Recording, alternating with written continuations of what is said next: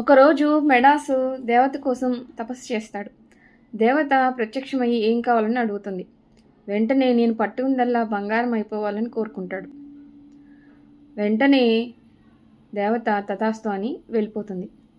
మెడాసు అన్నం తినాలని అన్నం పెట్టుకుంటాడు, అది కూడా బంగారంగా మారిపోతుంది.